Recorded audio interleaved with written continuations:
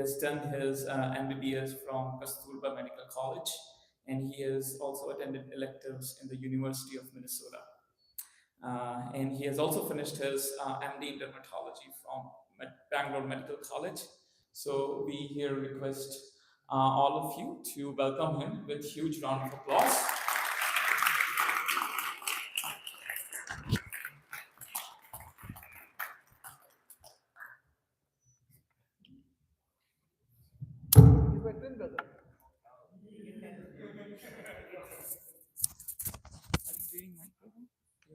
Do you have mic?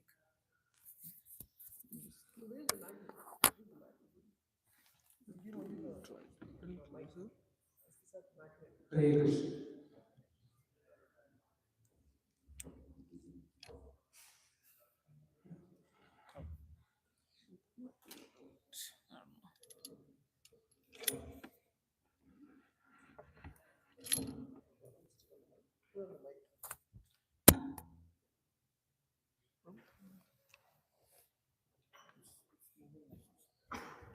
Let's turn this.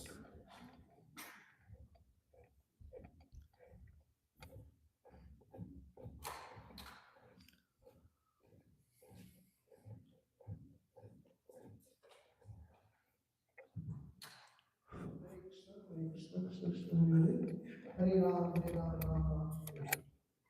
So we are going to discuss about controversies, and one of course, Ramayana and Mahabharata causes so many controversies because of which modern day youth we have so many doubts. And the purpose of today's seminar, a discussion, is to go a little deep to understand where these doubts really stand, where these controversies really stand.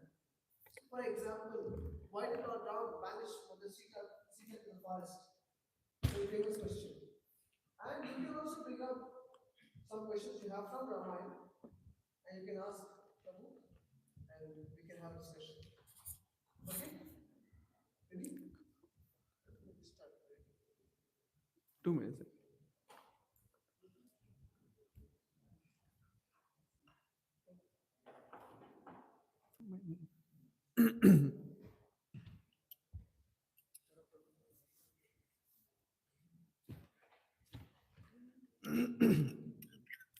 Hare Krishna. I think those on this side, this it'll be a little difficult to visualize. Can you see? All of you can see the screen? No, I cannot see them.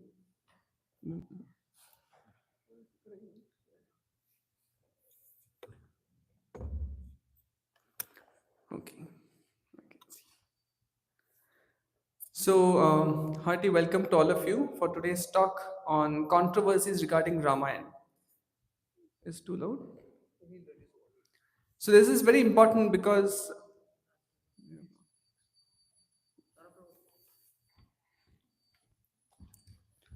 this is very important to discuss because in today's day and age, we all almost always invest more time in the worldly propaganda on the media, right, than the scriptures. And many a times the effect, most of the times the effect is often we are brainwashed to think that the supreme lord like Lord Ram or Lord Krishna, they are very ordinary people who might have done some great things, but otherwise they also have a dark past, right? So sometimes we get confused like that, and to just mitigate all those kind of doubts in our hearts, which can help us to take shelter of the supreme lord in his various incarnations such as Lord Ram and so on and so forth, is very important to get some clarity on these topics. So before we can proceed ahead, just 2 minutes, we'll do some kirtan, very simple. So I hope all of you will follow, right?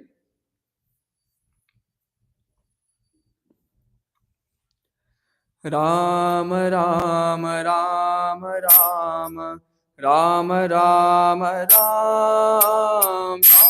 Ram Ram Ram Ram Ram Ram Ram.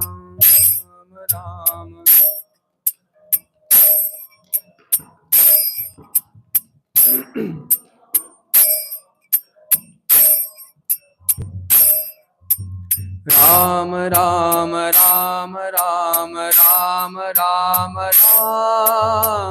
Ram Ram Ram Ram Ram Ram Ram.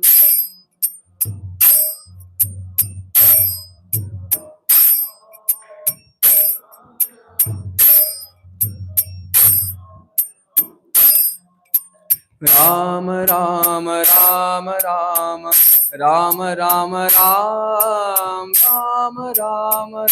Ram Ram Ram Ram Ram.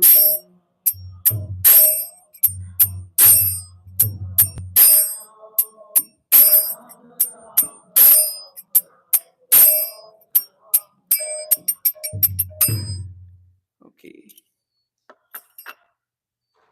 So there's none of the organizers here. Okay. So one of you be here. So why did Lord Ram banish Mother Sita to the forest? Yes. Yes. One. Let's start with prayers. ॐ अज्ञानतिमिरान्धस्य ज्ञानाञ्जनशलाकया चक्षुरुन्मिलितं येन तस्मै श्रीगुरवे नमः. नम ॐ विष्णुपादाय कृष्णप्रेष्ठाय भूतले श्रीमते भक्तिवेदान्तस्वामिनिति नामिने. नमस्ते सारस्वते देवे गौरवाणि प्रचारिणे निर्विशेष शून्यवादी पाश्चात्यदेशतारिणे. रामाय रामभद्राय रामचन्द्राय वेदसे रघुनाथाय नाथाय सीताय पतये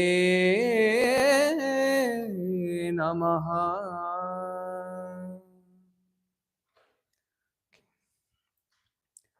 So, why did Lord Ram banish Mother Sita to the forest? One of the most painful incidences in the entire Vedas, right? And it is a very heart wrenching episode for practically anyone who reads the Ramayana. And today we'll find out why that Supreme Lord who comes down as Lord Ram, Maryada Purushottam, that means a personality who is an embodiment of all dharmic principles, is actually doing something so rather cruel to the to our eyes. Before we can dive deep into that, we'll just see some aspects of the Supreme Lord which we all should know so that we can understand his Leela in a better vision. I hope all of you can see the slide because you will have to repeat after me. So ready? Right?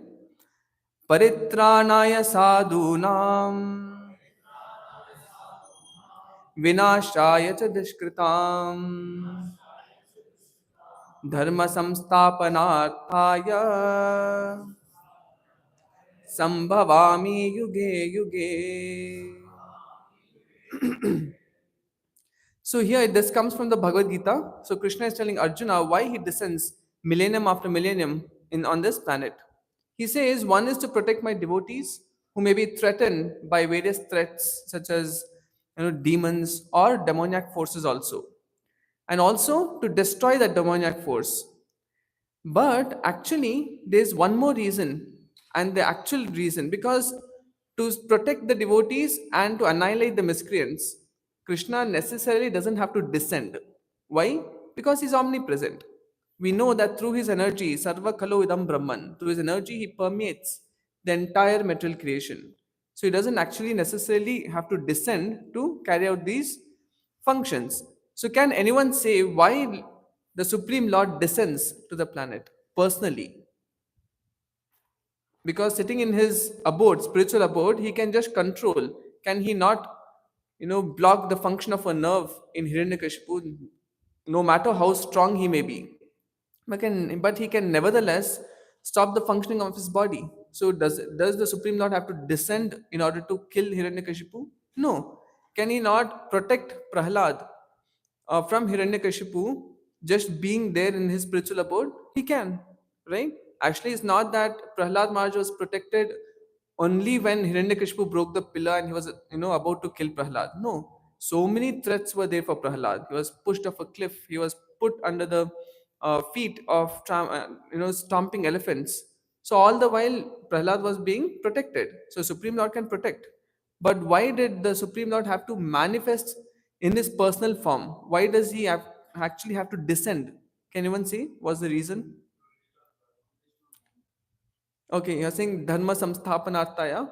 Okay, so by protecting his devotees and destroying the miscreants, he can actually establish dharma through his devotees also.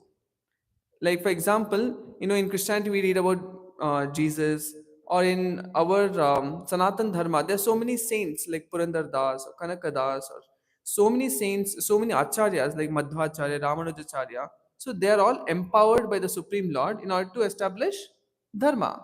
So Supreme Lord doesn't have to necessarily personally descend onto the planet. So what might be the function which is not mentioned here? Yes. Okay, to lead by example.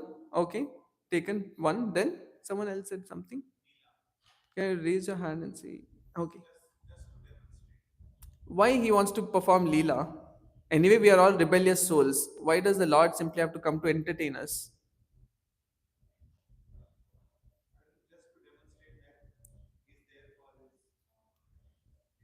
Yeah, okay, very good.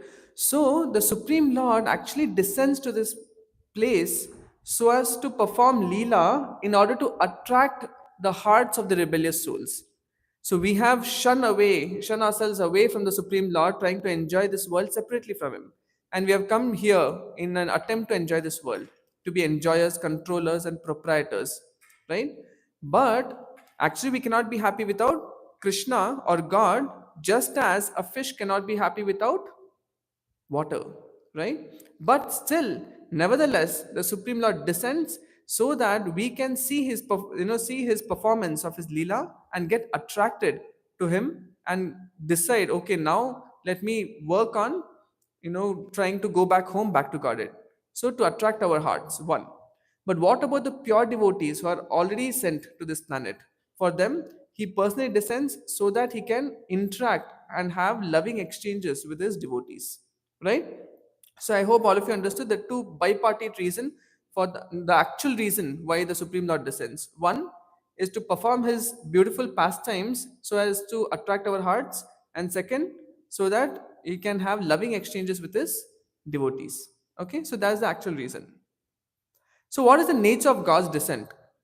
So, all of you repeat. Janma karma cha me divyam evam yo veti tatvataha त्यक्त्वा देहं पुनर्जन्मा नैति मामेति सोऽर्जुना.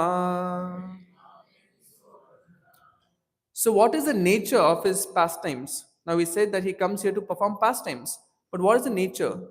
Now, even man is performing many, activities. But when we compare to the Supreme Lord's activities are pastimes, which are filled with beauty and which are filled with a lot of attraction, right? Because Krishna is all attractive.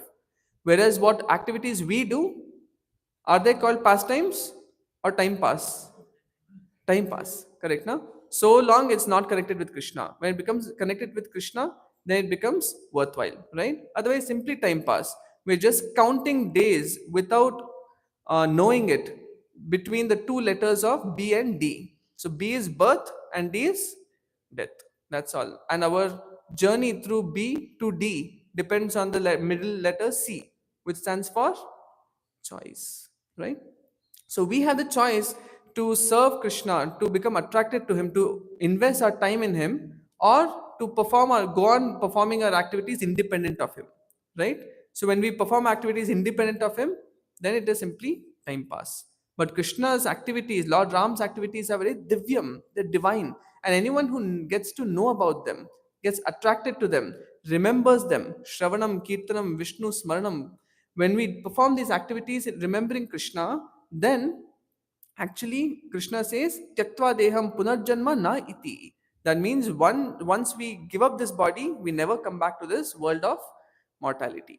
Right? So we are blessed with eternal life. Okay, again, all of you. Ajopi sannavyaya atma bhutanam ishvaropi san prakritim swam adhishtaya sambhavam yatma mayaya. So again, the fourth chapter, Krishna tells that all of us, when we are born, we have to first, we appear in the womb because of the fusion of the eggs or gametes, whatever, and then we have to, and exit through the birth canal, and we, almost everyone, we all cry at the time of birth. In case you don't cry, then it's not normal, right? And nobody laughs. Only there is single personality who laughs at the time of birth, and that's the Supreme Lord, right? So it's different. Is given in the Srimad Bhagavatam when Krishna appeared to Mother Devaki. He did not take the normal route of birth canal and womb and all that. He appeared in her consciousness, and then he directly manifested his beautiful form as Bal Gopal in front of Devaki with a Hasan Mukha, with a smiling face, right? So when Krishna descends, he does not descend as per the karmic laws. Now, for example, we all have a body which may or may not like, right? For example, now I'm a dermatologist. So many people come being so disappointed with the ways they look or with the type of hair they have, and mostly men and women, everyone is concerned about hair, so they're turning bald or they have lot of hair fall, etc., etc. Correct? Now we don't like that way we look, etc., but we are not having a choice there. We have to accept the body. Correct? Now because we are forced by the karmic laws in order to accept this body, right? But Krishna is not appearing like that, being forced out of karmic laws. Rather, Krishna is appearing out of his own free will. Correct? So that's what is called Atma Maya. Atma Maya means internal energy. So what are the energies of God? Basically, there's super energy, which is called Antaranga Shakti or spiritual energy, and there is material energy, which is called Bahiranga Shakti. So we are actually spiritual sparks, correct? You will all have heard many times that we are spiritual spark, otherwise animating the dead body. But we are not directly Antaranga Shakti, we are marginal potency. Means we are actually spiritual spark, but we can get under the influence of the material energy. The spirit is supposed to control matter, but because of our uncontrolled minds, we come under the subjugation of the uncontrolled mind. Right? All of you have had experience like that? How many of you have had experience of coming under the control of the uncontrolled mind? That's all. If you're not coming under the control of matter, that means you're liberated. Either you're direct pasture, the associate of the Supreme Lord, or you're liberated. Right? So, Krishna, when he descends, he is not guided by material energy. He is completely appearing in Atma Maya. That means with the help of spiritual energy. Or not with the help of, by using his spiritual energy. Right? Okay, again, activity for all of you. I'm just keeping so many verses so that all of you are awake. Avajananti ma mudha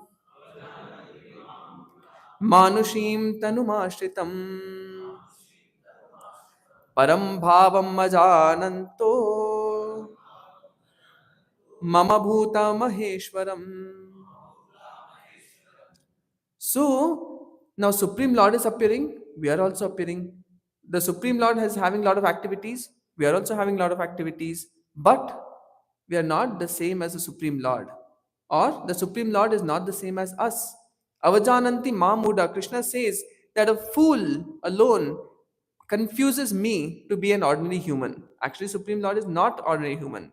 But many people think that Krishna, like Duryodhan, he thought Krishna is an ordinary person. He thought when Krishna came as a Shanti Dut on behalf of the Pandavas, he said, I could trap Krishna. I can trap Krishna and see that he doesn't help the Pandavas. Was he successful? No. He put that cage and tried to capture Krishna, but what happened? Krishna exhibited the Virat Rupa for the first time. And still then, even Dhritarashtra was saying, "Oh, my Supreme Lord, kindly give me vision so that I can behold your beautiful form." But he got the vision and then he said, "Please take away my vision because I don't want to see anything else in this world." Right? But Duryodhan, even then, he was not reformed. He thought Krishna is just exhibiting some of his magic. Right? So some people are very stubborn. And that's why Krishna says such stubborn people are fools. Right? So when we see Lord Ram who is crying for Mother Sita in the depths of the forests of whatever forest, Dandakanya or Chitakut, whatever. So when he is crying, it's not crying just like a man in this world cries for his wife or his girlfriend, etc., or for the things of this world, right? That's not the same cry. When Krishna or Lord Ram they cry or have a loving exchange with with their consort or with the energy, actually that is divine, completely spiritual. Our time pass is completely material, which is halted by the force of time, right? We are separated by the force of time, but the activities of the Lord, they are not subjugated by the force of time. They have no influence of time, right?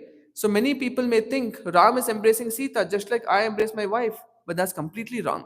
Because just like Lord Narsimha, after slaying the demon Hiranyakashipu, he embraced Prahalad. Similarly, Lord Ram is embracing Sita. Actually, there's no difference between the love of Narsimdev for Prahalad and the love of Ram for Sita, right? So that is the nature. So we should not misunderstand the intimate loving exchanges of the Supreme Lord. Many people have a problem that Krishna has many wives. Why? Because they cannot have, right? They can hardly manage with one. So they have a problem why Krishna is having 16,108 wives, right? But that's the Supreme Lord. If you want to imitate the Lord, you can imitate in all aspects. So Prabhupada used to say that you want to have many girlfriends because Krishna had, then you try rising, keeping and lifting the Govardhan hill on the tip of your little finger and let us see. If you can do that, then why not? Correct? So it's not that we can imitate the Supreme Lord, nor we can misunderstand his activities to be Naralila or ordinary human activities. So once Parvati was Mother Parvati was going along with her husband Shiva, and when they saw this Lord Ram in the forest crying, being devoid of association of his beloved wife Sita, then Parvati got confused and she asked Shiva, who is this man crying here and why is he crying? So Shiva explained, this is the Supreme Lord Ram and this is one of his pastimes, and he's crying for Sita, who has been apparently abducted by Ravana. So then Parvati says, "This is the Supreme Lord? How is it possible? How can he be crying for Mother Sita? He's the Supreme Lord. That means he has all powers in his control." So then Lord Shiva says, "Okay, fine. You go ahead and ask. You can test Lord Ram and see what he says." So then Parvati did the same. She went up to Lord Ram and asked, "Oh my dear sir, why are you crying and who are you?" And then immediately Lord Ram became sober and said, "Oh Mother Parvati, how come you are here without Lord Shiva? Where's Lord Shiva? Don't you know that it's not good for you to travel alone like this? You should always be accompanied by your husband." And then immediately he gave the divine darshan of, himself with Mother Sita and his brothers and Hanuman. Right? So actually speaking, the Supreme Lord can never be separated from his energy. Right? Yeah. And his wonderful qualities. So this is from Tulsi Das. He, has composed this Sri Ramachandra Kripalu Bhajamana, and he says, "O mind, revere Lord Sri Ramachandra, the compassionate one, who removes the terrible fear of worldly existence. His eyes are like fresh lotus flowers. His face, hands, and feet resemble the hue of lotus and glow with a reddish tinge." Probably all of you, we can sing one or two stanzas. All of you can repeat, right? Shri Ramchandra कृपालु भज मन हरण भव भय दारुणम् श्रीरामचन्द्र पालु भज मन हरण भवभयदा श्री रामचंद्र कृपालु भज मन हरण भव भय दारुणम्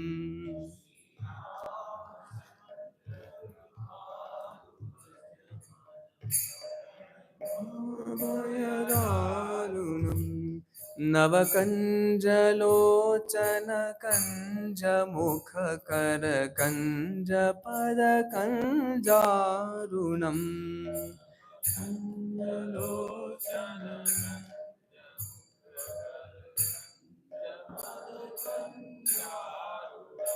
कन्दर्पगणितामितचवि नवनीलनीरजसुन्दरम् कन्दर्पगणितामितचवि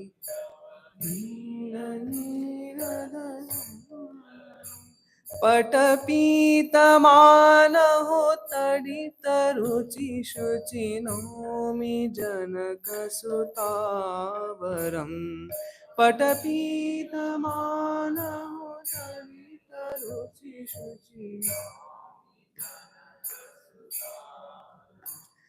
भज दीनबन्धो दिनेश दानवदैत्यवंशनिकन्दनम् दीनबन्धो दिनेश दानवदैत्यवंश रघुनन्द आनन्द कन्द कोशल चन्द दशरथ नन्दनम्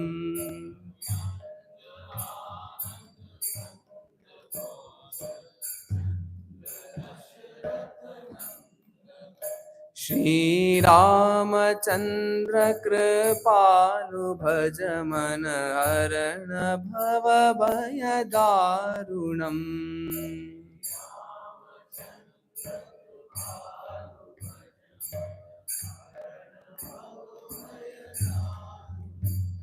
सिरमुकुट कुण्डल तिलक चारुदारु अङ्गविभूषणम् मुकुट कुण्डल तिलक चारु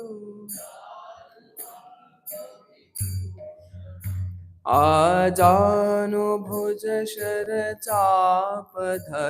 सङ्ग्रामजित कर दूषणम्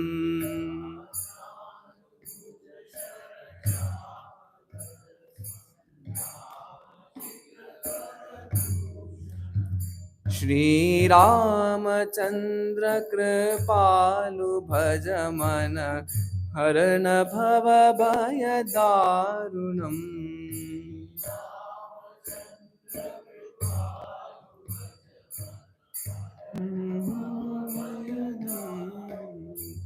इति वदति तुलसीदास शङ्कर शेषमुनिमनरञ्जनम् इति वदति तुलसीदास शङ्कर शेषमुनि रञ्जनम् मम हृदय कञ्जनिवास कुरु कामादिखल दलगञ्जनम् हृदय कञ्जनिवास कामादिखल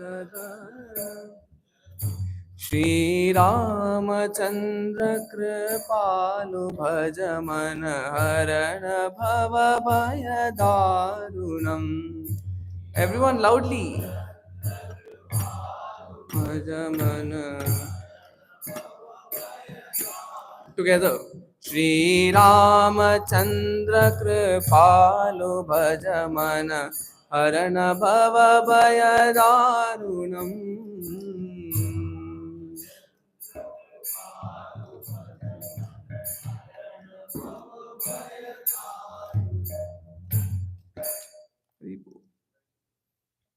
So his beauty surpasses countless cupids. He is as charming as a fresh blue lotus draped in yellow garments. He shines like lightning. I bow down to Lord of Sita, the daughter of King Janak. Sing praises of the friend of the humble and son among men, slayer of the demons and destroyer of evil dynasties. He is the delight of Raghu family, source of all joy, the moon of Koshala and the beloved son of King Dashrath. He wears a crown, earrings, and beautiful tilak, his body adorned with generous and divine ornaments, with long arms reaching up to his knees. Holding a bow and arrow, he is the conqueror of demons like Kara and Dushan. Thus speaks Tulsidas, he who brings joy to the minds of Shiva, Sheshnag, and sages. O Lord, reside in the lotus of my heart and destroy the horde of vile passions like lust and greed. So here Tulsidas is summarizing the wonderful qualities of Lord Ram, which are absolutely divine because he is none other than the Supreme Lord. Right? So before we can understand why Lord Ram banished Sita, all this intro is kind of important. Then we understand in the true light, right? So it's because we, invest more time in social media. So how we can actually understand the pastimes of the Lord? We need to invest more time in scriptures instead of the worldly propaganda under the guidance of bona fide guru and sadhus. Why? Because the Shastra is apaurushaya. Apaurushaya means it is transcendental. So we have senses which are materially conditioned, which are defective. So we can hardly hear sound beyond 20 kilohertz. Correct? We can hardly see, we even dare to think that we can actually understand Lord Ram. And achintya nature. When Lord does something, like when we do something, often the objective has is only one. But when Lord does something, the objective will be multivarious, right? And you will see in the examples that we'll discuss later on. Situational differences, like today's scenario and the context of the Treta Yuga, when dharmic principles were very high, is completely different, right? In those times, a king, if he gives a word, he cannot go back. He may give up his life but not go back on his word. Pran jaye, but par vachan na jaye. Correct, no? But in today's world, nothing happens without a lie, right? Like recently, one of my relatives, he made a call, and there was no necessity to lie, but his friend asked him, where are you? Did you wake up? It was morning time, and he said, yeah, I had my breakfast also. Actually, he had just got up, right? He have just said, I just got up. I need some time, but he simply had to lie. So we often condition ourselves to the defects of Kali Yuga, like lying, cheating, etc. So, in this kind of context, when we try to understand Lord Ram's situation, we can hardly, imagine to not make mistakes. It's not possible. So, hence, we need to take help of the sages. And sources are few. So, we may refer to Tulsidas Ramayana or Valmiki Ramayana, etc. But actually, all those sages, they can record the event from their perspective, but they cannot record all of it. Correct? Now, they'll not give you 100% of the facts. That's why you see one Purana has more facts about the pastime than as given in the original text, like that. So we need to refer as many sources as possible, then we can get a broader light of what actually happened. Okay, and this is why when we don't take care of these things, we end up making mistakes while understanding the pastimes of the Lord.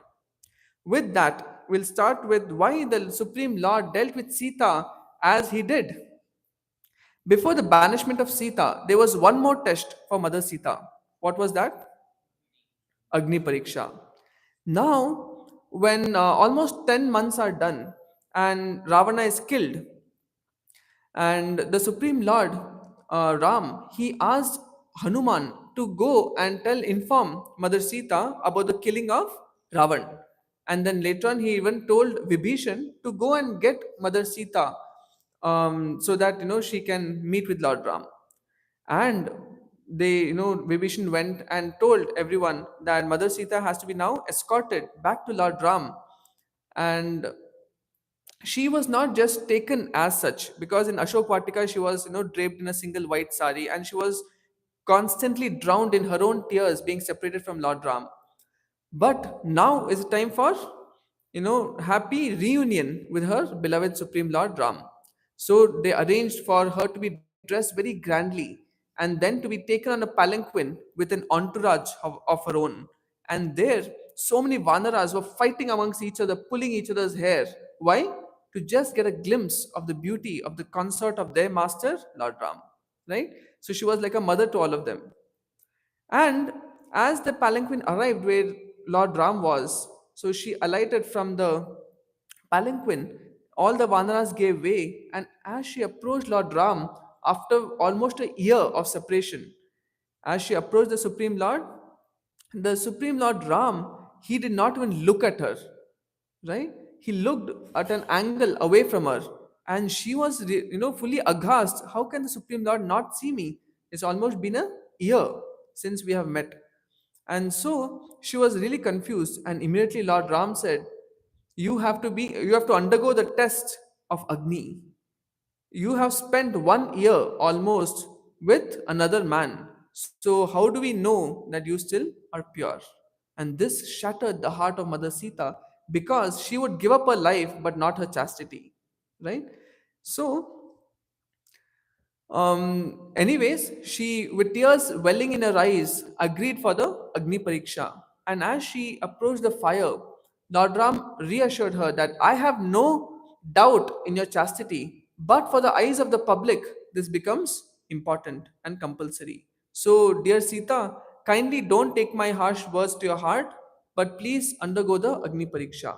And she does so. And obviously, as we all know, her chastity was as hard as diamond, correct? So she came out successful from the Agni Pariksha. But then you all might question, how come the Supreme Lord is doing so much for public opinion?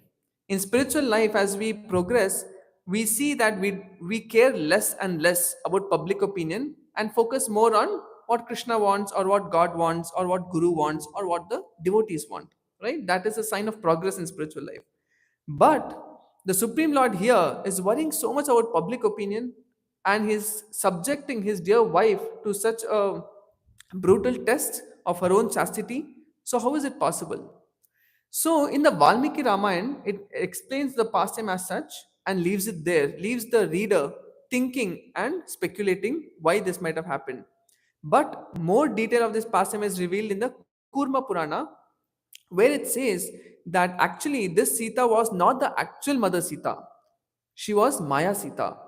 So what happened? There was a personality called Vedavati, and she was extremely beautiful, and she was performing a lot of severe tapasya, austerities on the mountains and in jungles, just so that she can one day have the Supreme Lord Vishnu as her own husband. But Ravana, the demon, he was, kind of patrolling in that area, and he came upon. So what Ravana would do? Any lady, anyone who was very beautiful, he will think that she is meant for him and take her as his wife. That is his kind of hobby. But what happened? He saw this Vedavati who was so beautiful and absorbed in trance because of her meditation on Vishnu and tapasya. So immediately went, and with no formalities, he just took his hand and grabbed her hair just to take her along with him on his Vimana.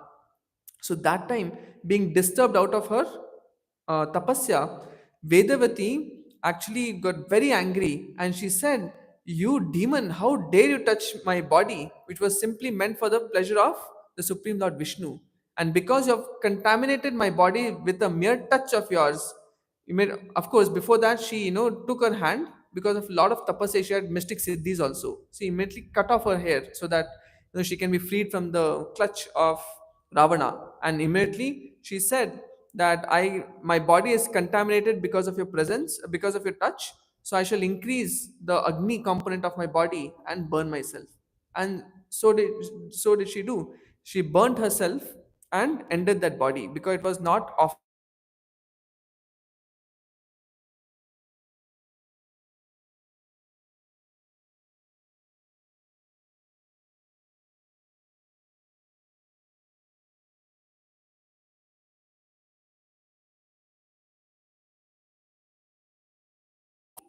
Shri Jagannath Baldev Subhadra Mai ki. You can take a minute off your obeisances.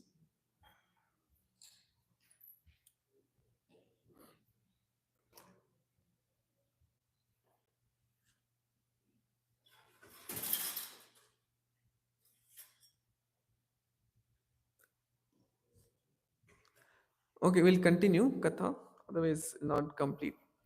So what happened then? This Vedavati was born in the Agniloka in Panchavati.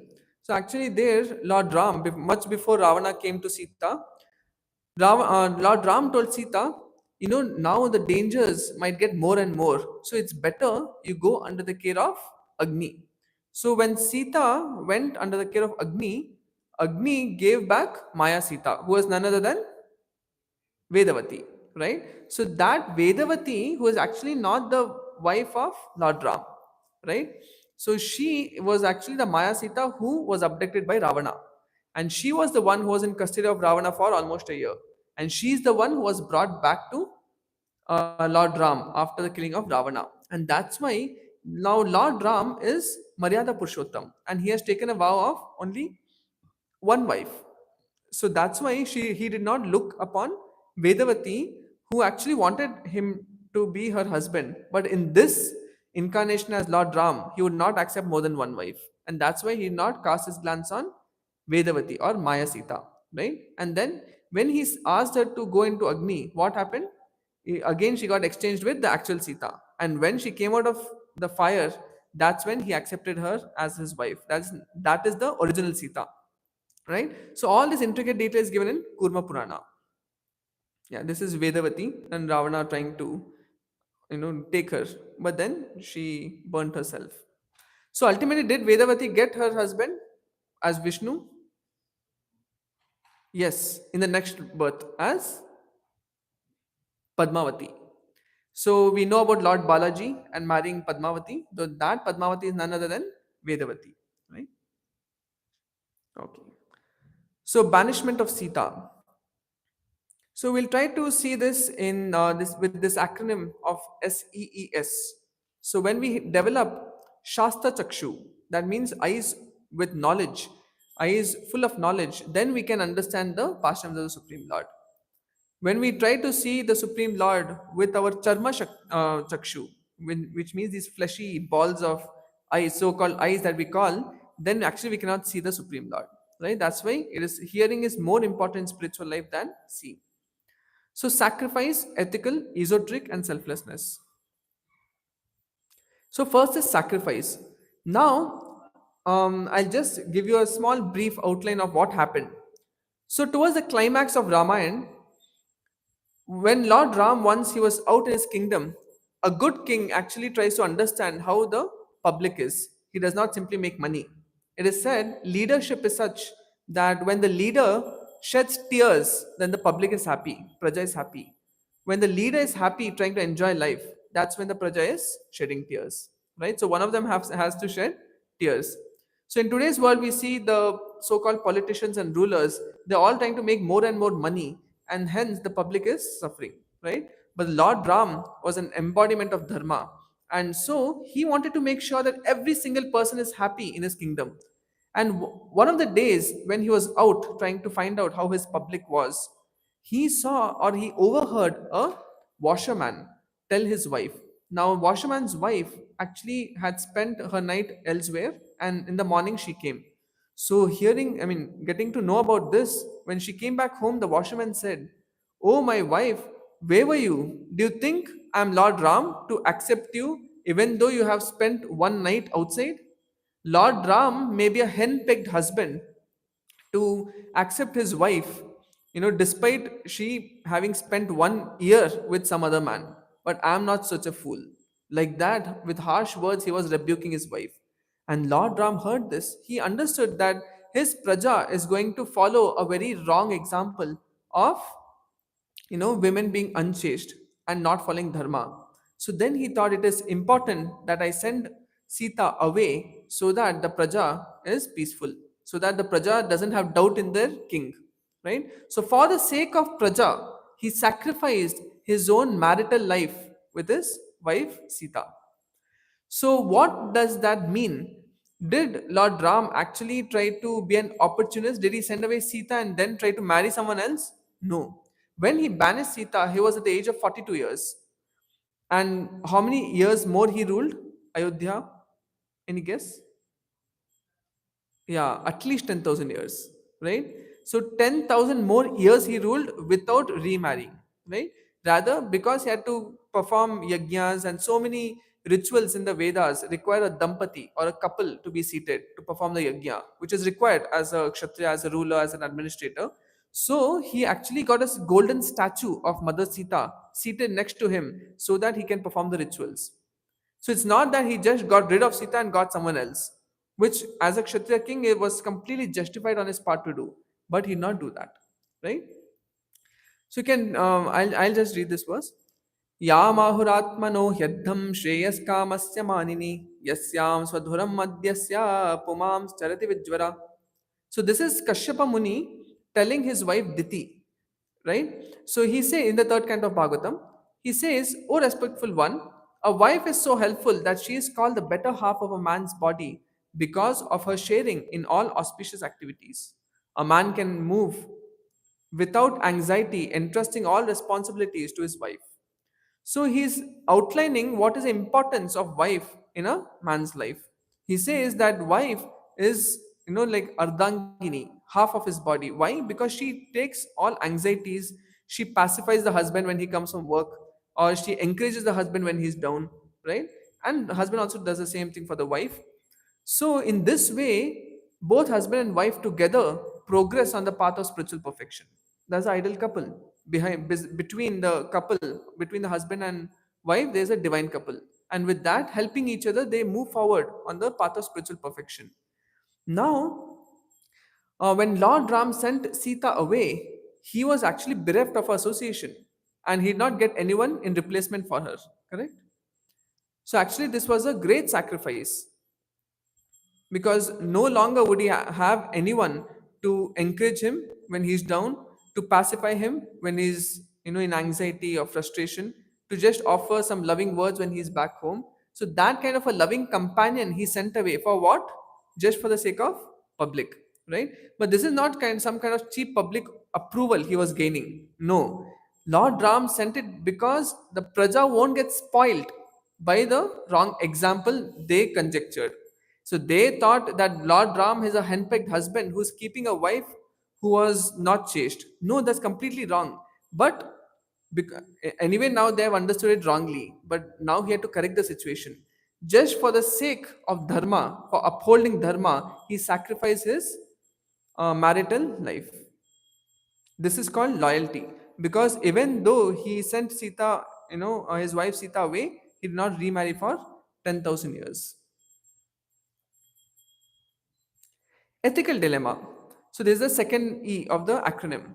So moral versus ethical. Ethical means good and bad.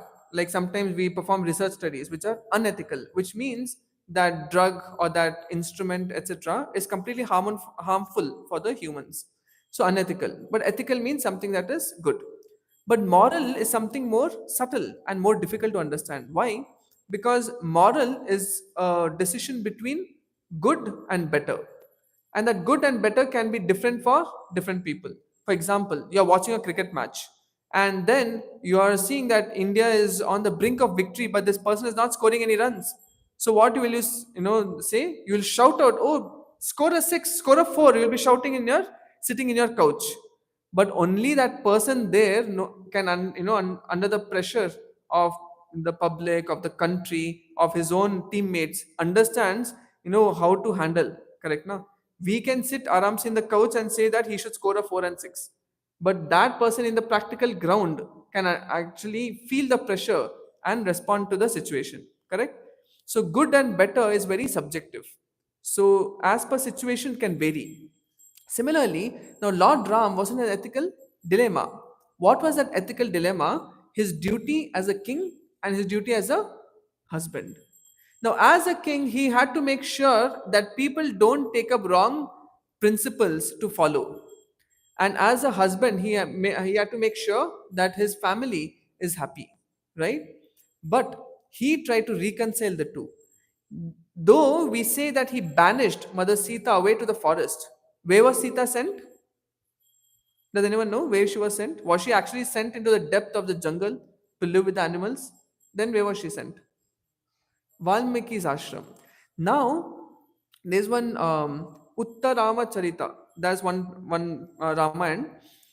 So there it is mentioned that this Valmiki's ashram was very well under the jurisdiction of Lord Ram. So although it was outside the Ayodhya kingdom proper, it was still under the Koshala Desh, which was under the jurisdiction of Lord Ram. So Lord Ram brilliantly put Mother Sita first under the care of Valmiki, who was a sage, and there were also some lady tapasvis who could take care of her one because she was pregnant, right? She was pregnant with Love Kush that time. Second, also, now the children born to Mother Sita, they will get good training by Valmiki sage, correct? And nevertheless, we all know that they learned Ramayana and then they went around spreading the glories of Lord Ram, correct? So like that. So even the sage would be there as a guru for the kids, right? And also by sending Mother Sita away to the forest, he can be or he can set the right example and the right principle to be followed for the praja. So, Lord Ram, in this way, brilliantly reconciled his two duties of being a king and a husband.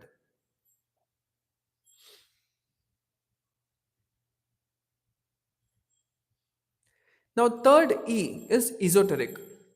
Now, esoteric means something which is from Shastra and little hard to understand with our mundane senses and vision. So, once what happened, the demons, their guru is Shukracharya, and Shukracharya had gone for a vacation. And usually these gurus and tapasvis, when vacation for them means they go to some jungle or a mountain and do tapasya. So Shukracharya was busy, he was away for months doing some tapasya somewhere, and so the demons were put under the care of Brigu and Khayati, his wife. When this happened, the demigods, they ferociously attacked because they knew that demons guru Shukracharya was sent away. So the demigods attacked and they were mercilessly slaughtering the demons, right? So that time, Khyati, the wife of Brigu, because when Brigu was out that day, only Khyati was there, and she immediately, because of her mystic powers due to chastity, she froze Indra, and she was almost about to kill Indra, the king of demigods. And that time Lord Vishnu appeared and immediately beheaded and killed Khyati, right? When Brigu returned, he saw that his wife is dead, beheaded in a merciless fashion, and the Supreme Lord was there. So immediately, out of fury, he cursed out two curses. He spoke out two curses. One, he said, I curse you that you take seven births. And after that, we see, seven incarnations that take place. Another curse was that you also be separated from your wife, just as I am separated from my wife.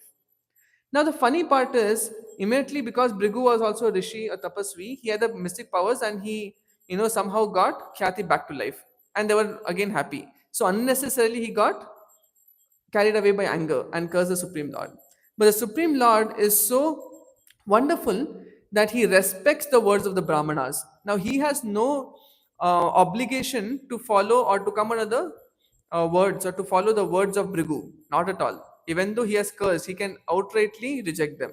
But still, just to offer respect to the words of a Brahmana, he accepted the curse. Right? So that's the first one. Second, in the Tatparya Nirnaya of Sri Madhvacharya, he gives one demon. This demon, he took a benediction. Now, all these demons, when they perform tapasya, they want benediction. What is that benediction for? All the demons you see. Okay, one is sense enjoyment. More than that, power. More than power, huh? Yeah, immortality. That's what they want because the sense enjoyment, power, everything will end if they're mortal. So they try to ask immortality. But the demigods cannot give immortality. Why? Yeah, themselves they're not immortal. So they are subjected to death, so they cannot give the benediction of immortality. So then the demons try to trick the demigods into giving them some kind of a benediction which is like immortality. So this demon, which Madhvacharya quotes, this demon actually tried to ask the benediction that he will only be killed when the Supreme Lord and his consort are separated. Now, when will the Supreme Lord be, separated from his consort? Never.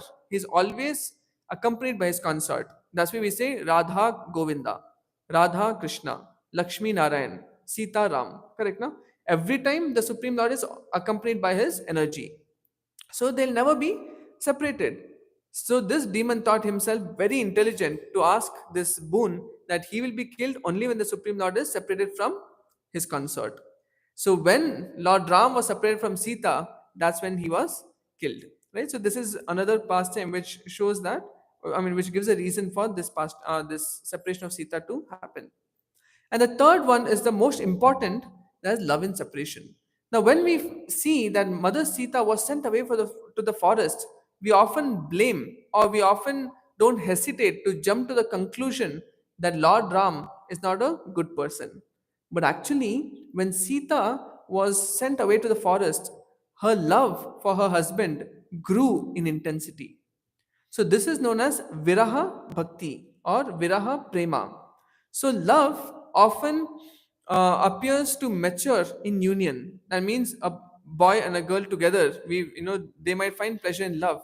But actually, when there's separation, there is greater love.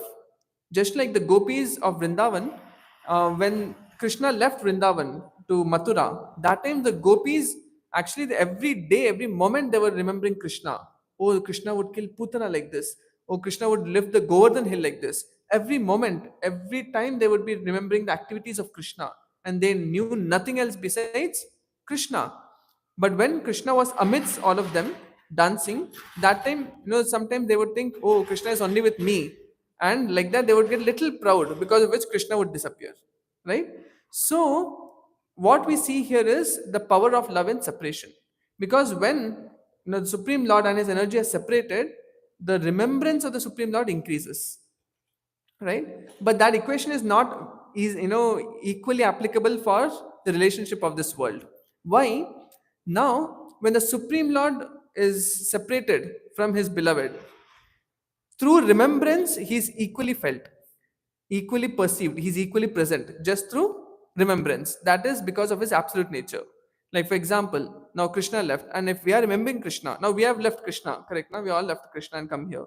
So when we remember Krishna, when we chant his holy names, when we come to a temple to take darshan, this is non different from the actual presence of the Supreme Lord, because he is absolute. But in the relationships of this world, when we may try to remember the person, the beloved, but their remembrance and the personality are not the same. Correct, now? How many of you understood this point? Okay, that's all. Jai Shri Radha Govind ki. So this is Viraha Bhakti, where the separation intensifies love. Okay, you get that logic? Because when they're separated, they become, the remembrance of the beloved intensifies. And because the beloved is Krishna or Lord Ram, the remembrance is as good as the person being there personally.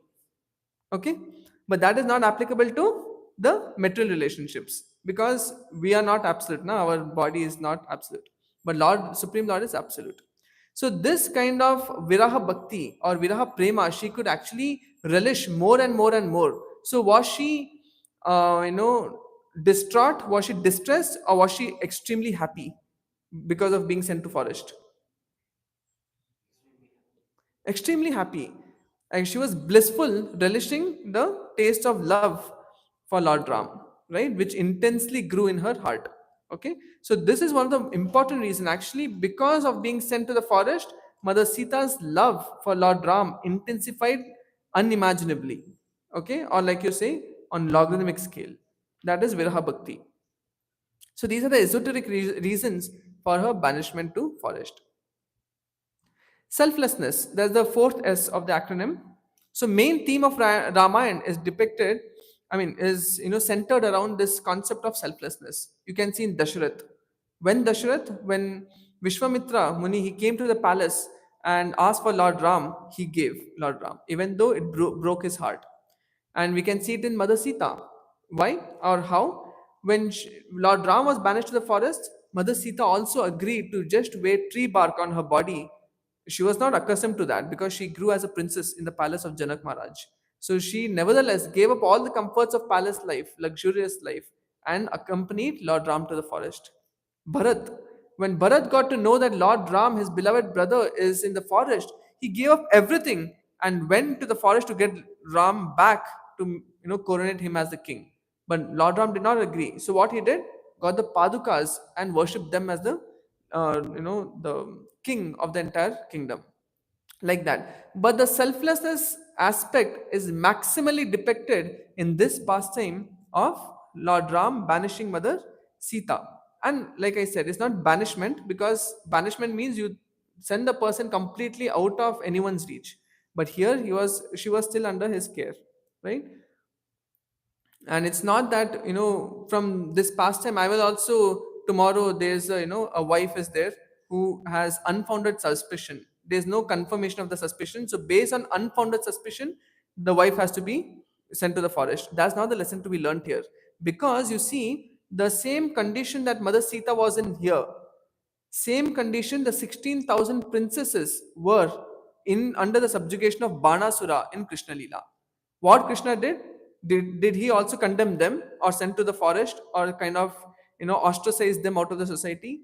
No, he actually married those 16,000 wives. So his principal queens are 108, but remaining 16,000 are those princesses who were actually rejected, going to be rejected by the society. They said, "Oh Krishna, actually will not be accepted by the society because this Banasura had kept us captivated.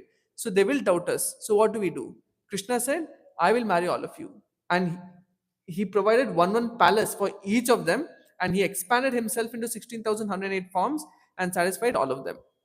So that is the prowess and the kind nature of the Supreme Lord. So we don't learn a lesson that based on unfounded suspicion we have to ostracize or banish the loved one. That's not the lesson.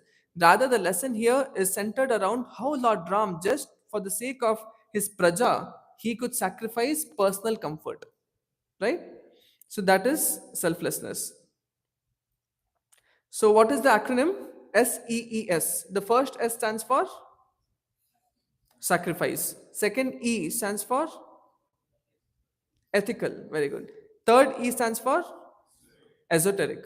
And fourth S is standing for selflessness. So these are the reasons why Lord Ram sent Mother Sita. Actually, when Mother Sita got to know she was pregnant, she started, like women when they get pregnant, they have so many desires, right? So one of her desires was that she go to the forest, because when she had initially gone during the exile, she had such a beautiful time with Lord Ram, meeting so many sages, taking their blessings, and beholding the beauty of the forest. So now, when she became pregnant, again she was having the desire to revisit the forest. So, in the reconciliation of his husband duty and the duty as a king, he also fulfilled the desire of Mother Sita, besides giving her greater intensity of love for him. Right? So, so many things Lord Ram achieved just by sending Mother Sita to the forest. But because we are not aware of why this happened, we often jump to the conclusion that Lord Ram was a bad person and had made a big mistake, a blunder in sending Mother Sita to the forest. And if we have to see whether Mother Sita was happy or not, you just examine how did she respond.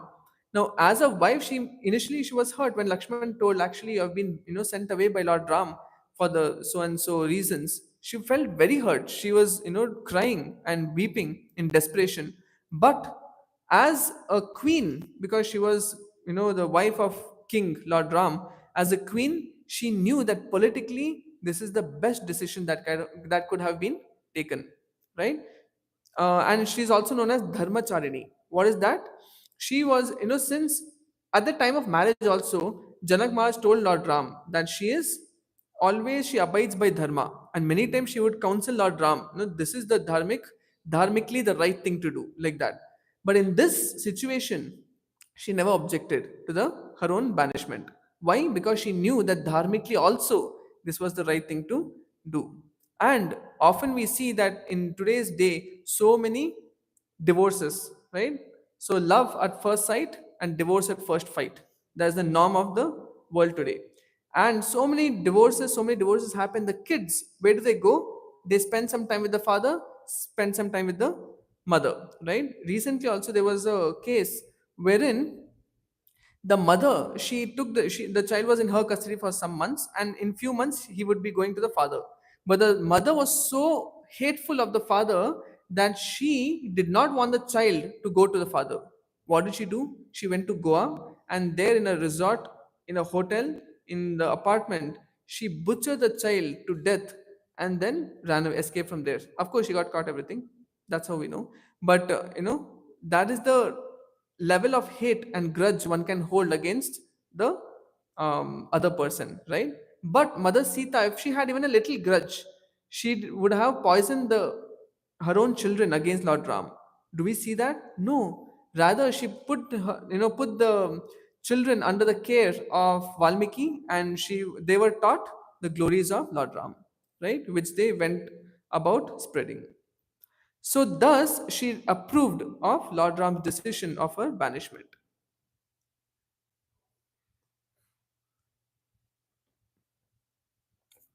How much time do we have? I mean, based on all of your comfort. So we have like three more things to discuss. Probably in 5-10 minutes we'll complete.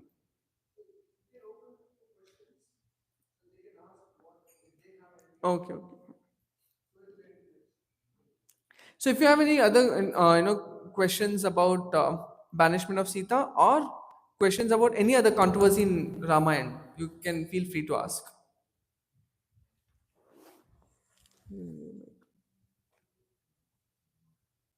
So you might have come across so much because Lord Ram is a very politically active figure, especially in India. Any party wants to, start a new controversy, they'll take Ram. They'll take Lord Ram and put him in all sorts of controversy and all sorts of, starting with, making his existence questionable. They will go on to extrapolating any of his pastimes and saying that he is this and he is that, right? Because some parties are pro Ram and some are anti Ram. Somehow they pull God into all the cheap political affairs of the country. So you might have also come across, or your friends will ask you, this is how Lord Ram could do this, how Lord Ram could do that. So you also might have some questions. Jen?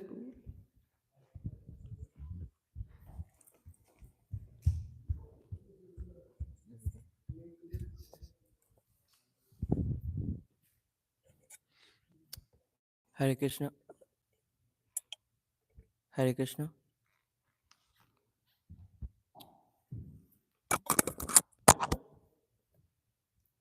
Hare Krishna, Prabhuji. I can hear. Hare Krishna, Prabhuji. Uh, my question is, why Sita accept to be in fire? Why Sita accepted to go undergo the Agni Pariksha? Yeah. Okay, so I've already explained that Sita was not the actual Sita. She was the Maya Sita. Then Maya Sita was none other than Vedavati. So in this incarnation as Lord Ram, he had taken a Eka Patni Vrata. That means he'll marry only one wife. As Krishna, he married many. But as Lord Ram, only one wife.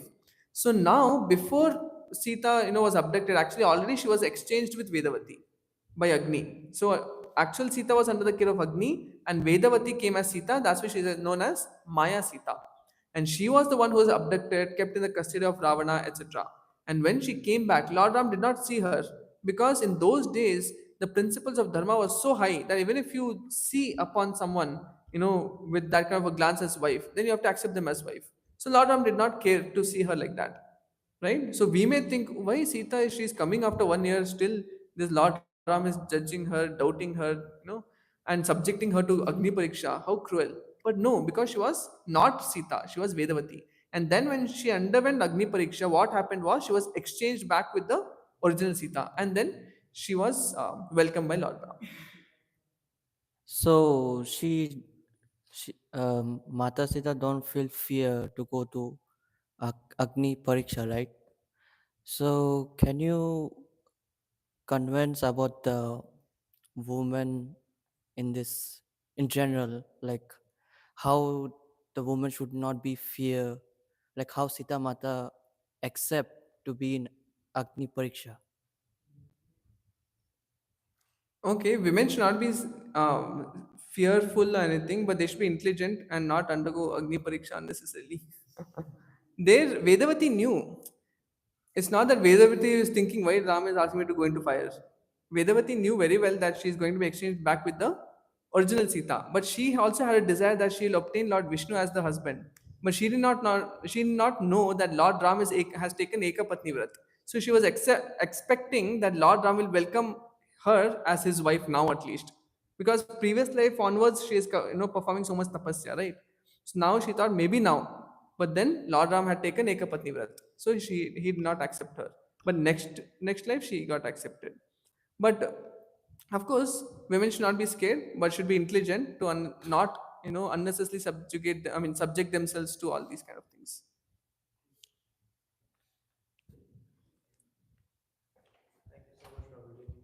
Uh, Yeah, Am I audible?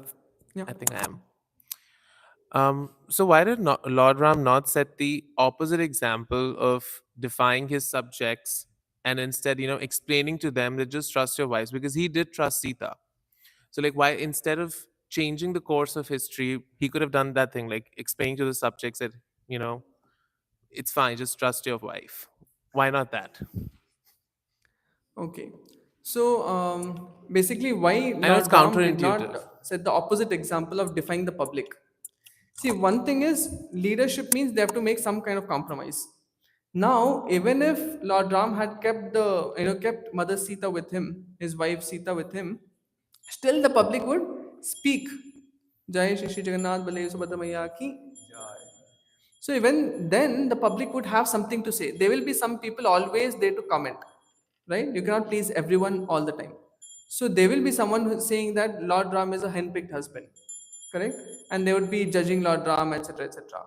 But here, he wanted to set the example that when a person has a position of a leader, he has lot of responsibility. He has to have an untainted, spotless character, Niranjana or Ananjana, right? He cannot be with faults and still have occupy such an important position as a king, because the entire praja is depending on the king for upholding dharma. If they lose faith, even a little, in their king, the establishment of dharma and carrying the legacy of dharma, that will be affected. So here, what Lord Ram did was he prioritized the position as a king over that of a husband, because husband is for one wife, whereas king is for entire praja. If everyone is, and he came across one dobi, that does not mean that that one dobi is the only person speaking like that. It was actually a rumor being spread in the entire praja. And you go behind trying to convince everyone, some may or may not believe you, and some will always continue to have that suspicion. Correct, now? So just to give the due respect for his responsible position, he did what he did here.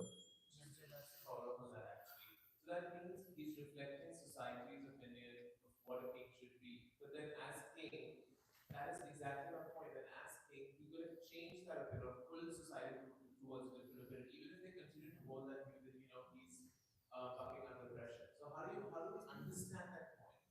Or is it like for that time it's a different context, not relating to the context we're living in now at that time? Yeah, obviously no. Today's concept, like I already told you, it's not at all as in today's world. Show me a politician or a leader who has untainted, spotless character. There's no such thing, because in today's world, the opinion is, or the understanding is, your personal life and your political or public life have no relation with them. They're completely divorced. But in those days, it's not like that. The king is supposed to have, he has such a responsible position that you have to maintain that character at all costs. Understand? Just how Dashrath, he gave up so many of his personal comforts, like Lord Ram, he gave up for Vishwamitra Muni. Then he had to follow KK's words just because he gave his word. He banished Lord Ram to the forest. So that responsible position mandated to do all these things. That time, that was the level of dharma being upheld. So there was no room for okay, it's okay if some people think ill of me. So that does not mean, on the other hand, that Lord Ram was too much concerned about public opinion.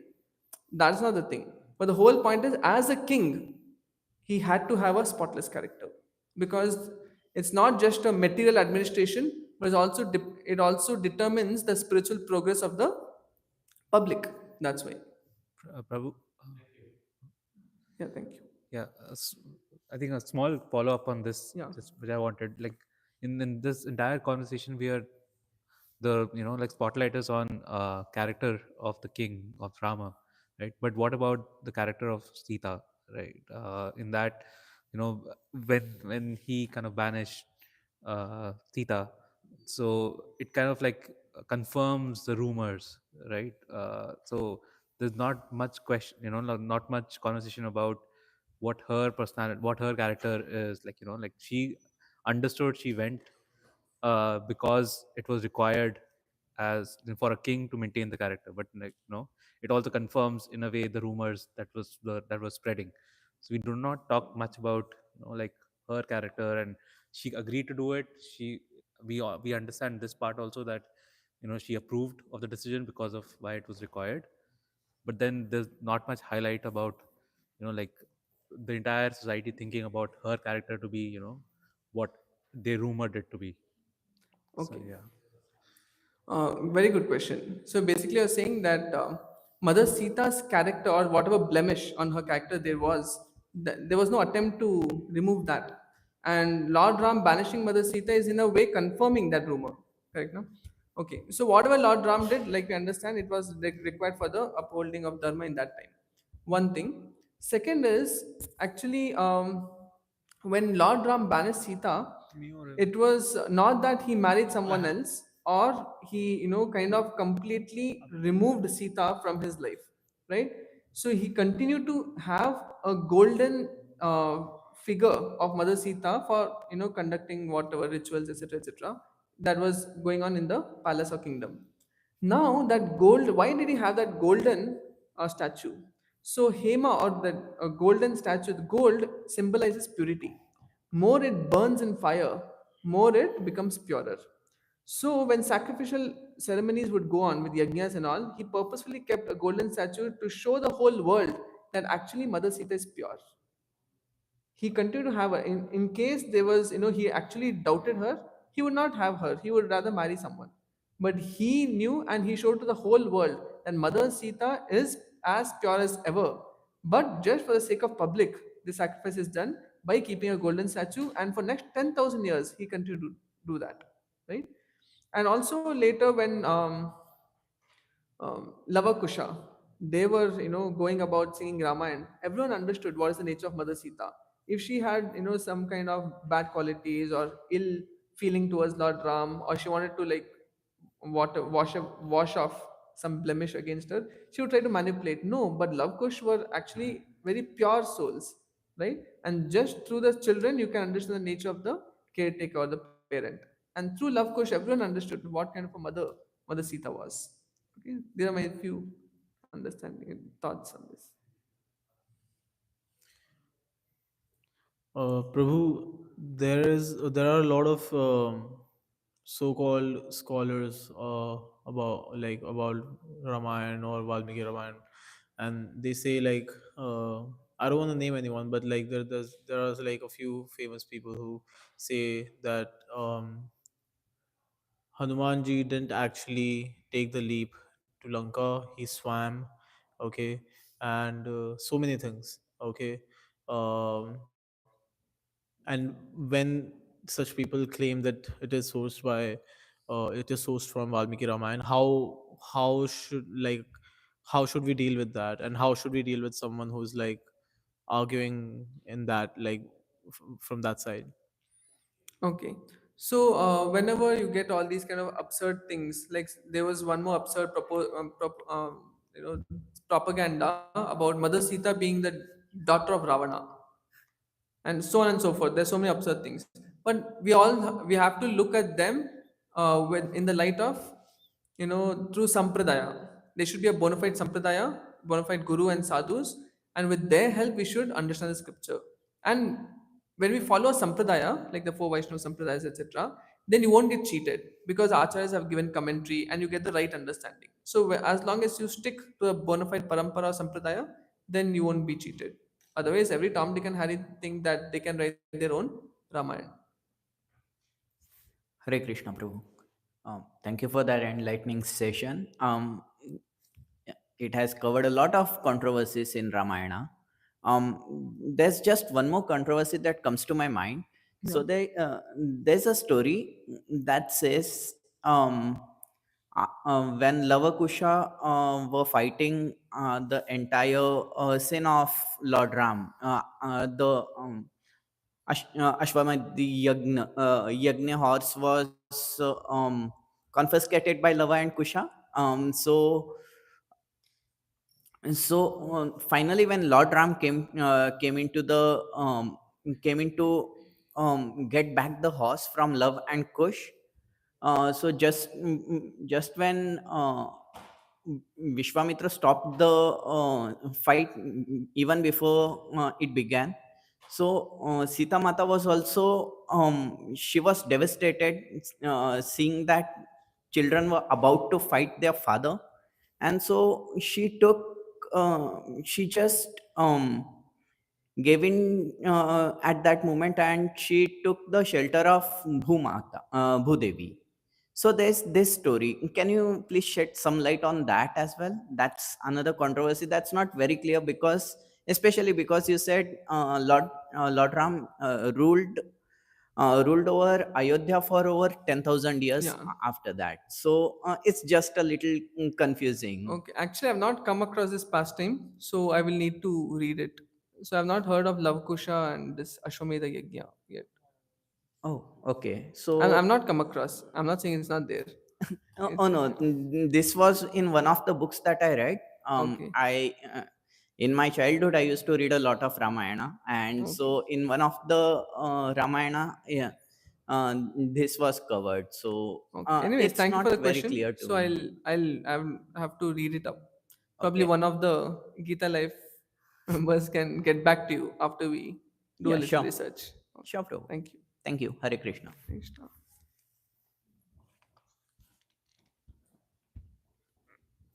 Yeah. Hello, Prabhu. Krishna. So I just had a like. So coming back to the banishment, like I had a question that now like the Praja is not just questioning the Sita, but also like the Ram, right? Shri Ram. So I was thinking like alternatively he could had probably stepped down as a king, and so is it like weren't there any able administrator who can manage the kingdom, and and also by doing this he could had uh, like satisfied the like his uh, like his responsibilities as a husband too. Mm. See, one thing is, even if he had stepped down as a king, Lord Ram was such a wonderful personality that naturally he was an example for setting principles. That when he was banished to forest, everyone was ready to follow him to the forest. So even if he was not the king, it's not that Praja will not follow him. First of all, second of all, it's not that because of the rumor alone he banished Sita. What is the most important reason why he sent away Sita? Can anyone see? To uphold dharma, that was the right thing That was according to one of him. the reasons, but the most important reason. No, no, no. That demon is though not at all. It's like just an addition, like somewhere in the periphery. That's all. Krishna, I told na Krishna doesn't worry so much about killing demons because he can do that anywhere. His more is loving exchange with his devotees. So, what is the most important reason? Hmm? Viraha Bhakti. So that is the most important reason, or one of the most important reasons why Mother Sita was sent to the forest. So is not only to mitigate the rumor. Definitely, as a responsible king, he had to take care of the opinion of the praja of the king. So that is definitely his responsibility. But that's not the only reason why he sent. So he wanted to give Mother Sita next level of relishing love for him. Correct now? So by giving Viraha Bhakti, he actually increased that loving exchange between himself and Mother Sita. And for God, that is more important than anything else. Understood now? Because loving exchanges with his devotees he prioritizes first. Just like when you there's a king, or you have an important position, will you prioritize your loving exchanges with your family members at home, or will you prioritize just your administrative aspect or role in the society? You'll always see how I can give more importance to the family and do the needful in the administrative aspect, correct? Now similarly for God, those who love him, those who chant his names, etc., Krishna will prioritize them first. So though we talk about Lord Ram banishing Sita for the purpose of upholding dharma or etc., the most one of the most important reasons otherwise is for prema bhakti or viraha bhakti. Okay, now so that's not the only reason. So in that way, just stepping down would not serve his purpose, because whatever Lord Ram does is not only aimed at one objective. We saw so many reasons, so many reasons have to be met. Now it's not only one. Now how would the, again, like Prabhu said, how will that demon die? That's not the most important reason, but that's also one of the reasons. How will the demon die? One, the Brigu curse, how can he offer respect to the words of the Brahmana? So just by sending Sita to the forest, he has achieved so many other objectives which otherwise could not have been achieved. So it's not just the administrative aspect. So that's clear. Yeah. Hare Krishna Prabhu. Oh, Yeah, yeah. You can ask and then you can follow. oh, Hare Krishna Prabhu. I had a more of a practical question. It revolves around mercy, and this was in Treta Yuga, and Ram and Sita were setting an example for that yuga, and of course, trying to teach us through these, because we got the scriptures, and they're trying to teach us now. At what level in our practical lives do we draw the line where we show some mercy in our lives, that maybe some situation like this may occur in our life, and so we may be under so many reasonings, like you mentioned, this divorce, so I think it's pretty extreme, but I I want you to maybe shed some light around, like where do we draw the line of showing mercy to somebody and accepting things in Kali Yuga, and where we say, hey, this is not acceptable. Okay. Good question. So we have to see that in case of dire circumstances of injustice, then you should not tolerate. So when we talk of being merciful, it does not mean that you accept and tolerate any kind of injustices. Though the scriptures talk of the quality of a Vaishnava or a devotee of God being that he tolerates all kinds of insults to himself, but on a practical level, we may not be on that platform to tolerate any kind of injustice. So where there's a, like recently there was that software engineer in India, he committed suicide. Why? He wrote in his letter that his wife and the wife's parents or relatives, they would harass him through forcing him to give all his money. They had already separated, wife and husband, but the wife would continue to ask the husband to give a major part of his income, and he was completely frustrated, and that was a major loophole in the administrative running of the country. So in that way, then he got frustrated and he committed suicide. So we don't say that you have to be merciful or tolerate and continue, just allow the other person to trample you or treat you like a doormat. No, that kind of inconvenience is not required. But wherever there is a possibility of reconciling the misunderstanding, so that we should give full opportunity. So they should be, we should try as much as possible to avoid unnecessary separation and divorce. In the Vedic time, there was nothing called divorce, right? It's a man-made thing in the newer era. So as much as possible, and that is possible because when we keep Krishna and the divine couple in between the couple, then it becomes transcendental. So such relationship can sustain and can go through the thick and thin of life. So we should give time and we should give mercy to the other person in form of giving them opportunity to speak, clarify, giving them benefit of doubt. All that has to be done. But in dire circumstances of injustice, where there is life threat, or like this engineer who commits suicide, in those cases we should not tolerate. Otherwise, you should give full opportunity for clarification. That is important. I hope it answers your question. I'm not married, so I don't know more on this. Just saying. So Vedvati killed herself just to get rid of Ravan, and next Janma she had to face full torture of Ravana again. So how is it fair for Vedvati? Yeah, she did not destroy her body to kill to get rid of Ravan. She wanted to destroy the body because that body was no longer offerable to Krishna because it was touched by Ravana. That was her level of offering. She Okay. wanted only purest thing for Vishnu. She did not want that body which was touched by Ravana to be offered to Vishnu. That's why she burnt. Actually, there was a question at the back. You can.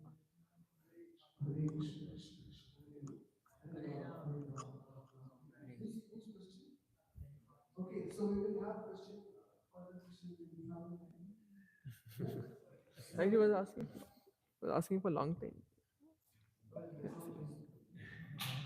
9:30.